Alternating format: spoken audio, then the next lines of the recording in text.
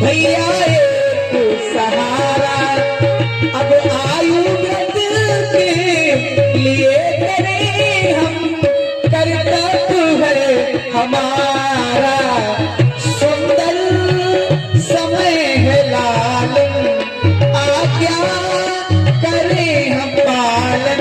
भैया सुमन चढ़ाए, जीवन सफल बनाए। संध्या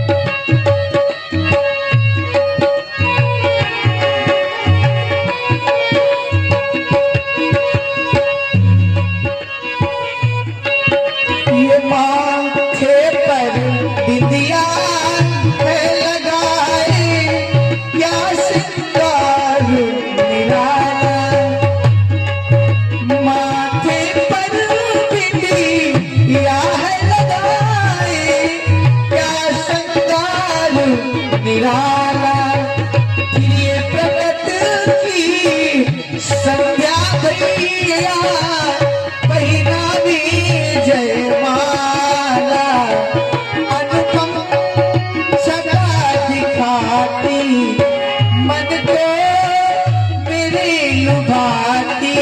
भैया सुमन चढ़ाए, जीवन सफल बनाए। देवी की वंदना में, संध्या की अर्चना में, भैया सुमन चढ़ाए, जीवन सफल बनाए।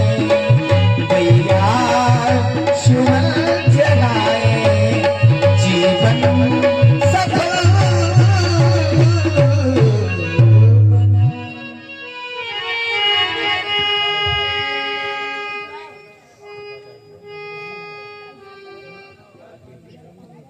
परम पूज्य गुरुदेव भगवान के द्वारा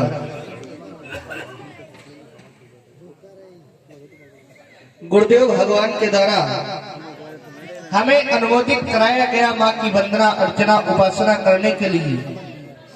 माँ संध्या देवी की वंदना अर्चना उपासना हमें विगत दिवसों की भांति आज भी गुरुदेव भगवान के द्वारा आज्ञा प्रदान हुई। गुरुदेव भगवान की आज्ञा को हम सिरोधार करते हुए माँ की वंदना अर्चना उपासना अवश्य ही करेंगे। विचार करते होंगे लोग, संध्या है क्या, संध्या के समय करना क्या चाहिए, संध्या कब करनी चाहिए, संध्या होती कब है। जिस समय आत्मा और परमात्मा का सीधा संबंध बन जाए उसी का नाम संध्या। गुरुदेव भगवान के द्वारा हमें 3 प्रकार की संध्याएं बतलाई गई। प्रातःकालीन संध्या, मध्यकालीन संध्या और सायकालीन संध्या, जिसमें कि सायकालीन की संध्या को सबसे उत्तम स्थान प्रदान किया गया। गुरुदेव भगवान के द्वारा हम दोनों बंधुओं के लिए, इन सांसारिक मनुष्यों के लिए 3 प्रकार की संध्याएं बतलाई गई, लेकिन ऋषि मुनियों और योगियों के लिए शास्त्र प्रमाणित 4 प्रकार की संध्याएं बतलाई गई। क्योंकि इस संसार में जो योगी होते हैं वह जगते हैं, कहा भी गया एक जग जान जागे योगी, परमारथी प्रपंच वियोगी। तो जो योगी जगते हैं उन्हें एक अर्धरात्रि काल की भी संध्या करने का लाभ प्राप्त होता है। व्यास जी बहुत ही सुंदर वाणी, लक्ष्मण जी की वाणी और प्रभु श्री राम जी की वाणी से प्रभावित हुए हमारे बड़े भाई बहुआ वाजपेयी दुआरी, आपकी ओर से 51 पुष्प मुद्राएं सरकार के चरणों में प्रदान की गई। कोट कोट साधुवाद, धन्यवाद। आकाश भैया, यहाँ पर धन की भी 3 गतियां बतलाई गई हैं। धन की 3 गतियां बतलाई गई, दान, नाश और भोग। प्रथम गति दान। यदि दान किया जाए तो वो हमारा धर्म के कार्य में लगता है, और आचार्य वाणी भी कहती है ये प्रथम गति है दान। तो धन्य सुधन प्रथम गति जाकी, वो धन भी धन्य हो जाता है और धन वो दान देने वाला भी धन्य हो जाता है जिसकी गति धर्म की ओर अग्रसर होती है। लेकिन वही दान यदि हमारा नृत्य में या अन्य अन्य अन्य जगह जाता है तो नाश में जाता है। जितना भी हमारा आपको लगता है कि हम दान दे रहे हैं, पुरस्कारित कर रहे हैं, तो तुम्हारा भगवान के यहाँ नहीं जाता। वो भगवान के यहाँ क्यों नहीं जाता? क्योंकि वह नाश में जा रहा है, भोग में जा रहा है। तो इस यदि प्रथम गति करनी है धन की तो यहाँ पर आना चाहिए, क्योंकि यही तो संसार में नियम है। सभी अपना अपना दृश्य दिखाते हैं, लेकिन हमें देखना क्या है वो हम पर निर्भर करता है। वर्णत छवि जहता है सब लोगू, लेकिन अवश्य देखिए देखन जोगू। जो देखने योग्य है हमें वो देखना चाहिए, लेकिन संसार जो देखने योग्य है वो नहीं देखना चाहता।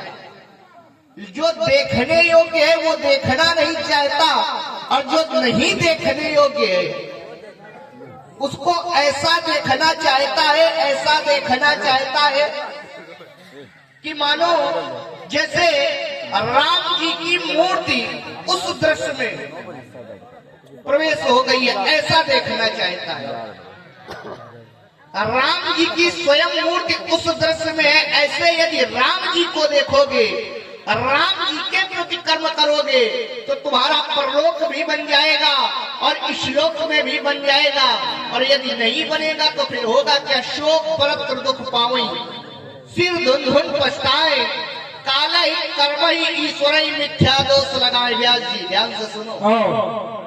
शेषावतार लक्ष्मण जी की वाणी से प्रभावित हुए हमारे बड़े भाई राजा शुक्ला जी, आपकी ओर से 51 पुष्प मुद्राएं सरकार के चरणों में प्रदान की गई।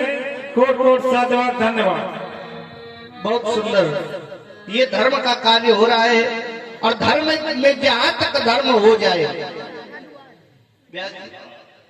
सुन रहे हो? हाँ, तैयार रहना बिल्कुल। धर्म में जहां तक धर्म हो जाए वहां तक हमें धर्म करना चाहिए। यहाँ भी 7 दिनों से धर्म हो रहा है।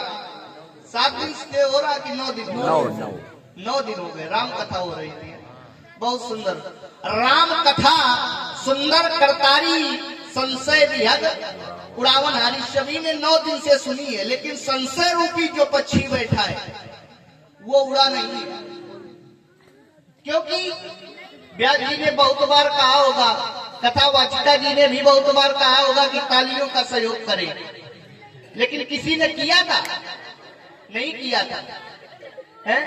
तो यही है कि जब तालियों का सहयोग नहीं किया, रामचरितमानस कहती राम कथा सुंदर कर तारी, और जब तालियां बजाओगे तो तुम्हारे शरीर में जो बैठा संशय रूपी पक्षी है, संशय विहग, विहग माने पक्षी, संशय विहग उड़ावन हारी। तो सभी लोग एक बार जोर से तालियों से जय घोष करेंगे, बोलिए श्री रामचंद्र की। अब परलोक जिनका नहीं बनता तो सो परत तो पावई, सिर धुन धुन पछताए, काले ही कर्मई ईश्वर ही मिथ्या दोष लगाए। जब व्यक्ति पर शोक पड़ने लगता है तो कभी काल को, कभी कर्म को, और कभी ईश्वर को, कभी भाग्य को मिथ्या दोषारोपण अर्थात झूठा दोषारोपण करते हैं। और यदि वही शुभ कर्म के द्वारा हमारा यह मनुष्य तन शुभ कर्म कर ले और शुभ कर्म के द्वारा अपने परलोक को बना लिया जाए तो उत्तर इस रूप में प्रदान हो जाता है। कर्म प्रधान विश्व रचिराखा, जो करई सुतस फल चाखा। जब परमात्मा भी तुम्हें फल की प्राप्ति करता है तो एक बार वो हृदय में विचार कर लेता है कि इसके शुभ और अशुभ कर्म कितने हैं, उसी बात हमें फल देना है। कहा भी गया शुभ और अशुभ कर्म अनुहारी, ईश देह फल हृदय विचारी। हृदय में विचार करके देता है, लेकिन इधर जब तक जीव आत्मा को यह मनुष्य तन नहीं मिलता, तब तक वह परमात्मा से कहती हमें यह जीव मनुष्य तन दे दो, हम इस माया रूपी संसार में जाकर के करेंगे क्या? तो परमात्मा कहता है क्या करोगे? बोले हम आपका भजन, आपका चिंतन, आपका आराधन और आपके नाम का सुमिरन किया करेंगे। अब विचार करते होंगे यह जीव आत्मा परमात्मा से मनुष्य तन ही क्यों मांगती है? चिंतन करने योग्य बात है व्यास जी, बजाना नहीं अभी।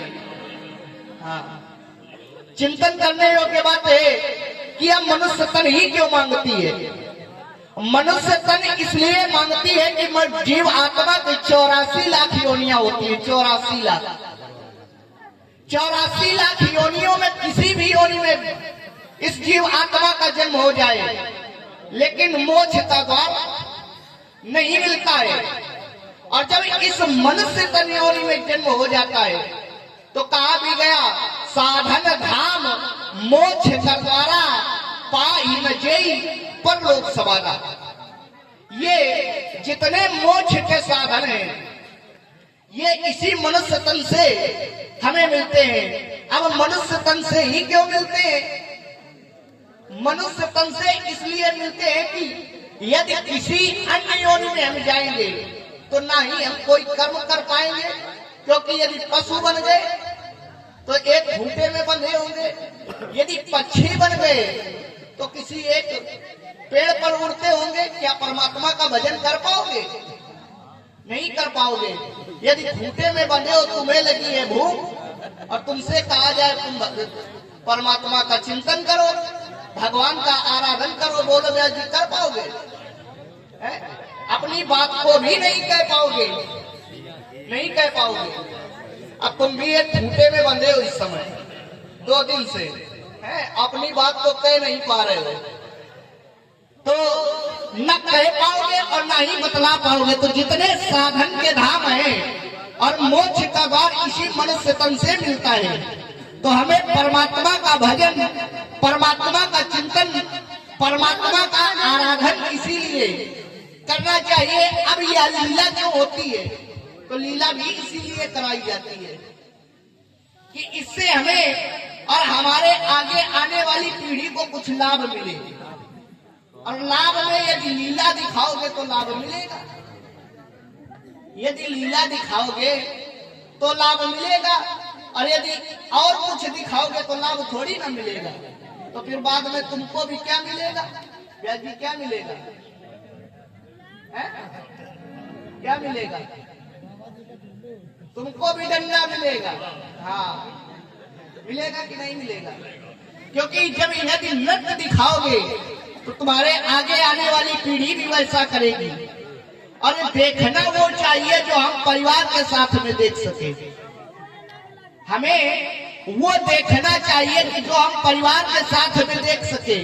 यदि सुबह हम घर जाएं, हमारी बेटी या पुत्री पूछ दे कि पिताजी तुमने क्या देखा, पिताजी कल तुमने लीला में क्या देखा, तो मुझसे बता दे कि हम नृत्य ही देखते रहे। तुमने क्या देखा? तो वो भी तुमसे उत्तर करेगी मैंने भी नृत्य देखा। और यदि राम जी की लीला दिखाओगे तो वो भी जानेंगे कि रावण कौन था और राम कौन थे। जब लीला दिखाओगे, छवियां तो अपनी अपनी सब लोग प्रदर्शित करते हैं, लेकिन कौन सी छवि हमें देखने योग्य है वो हमें देखना चाहिए। इधर जब मनुष्य जीव आत्मा यह परमात्मा का भजन चिंतन क्यों नहीं करती है?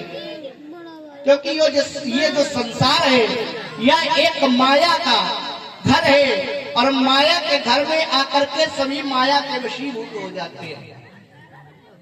और माया है क्या?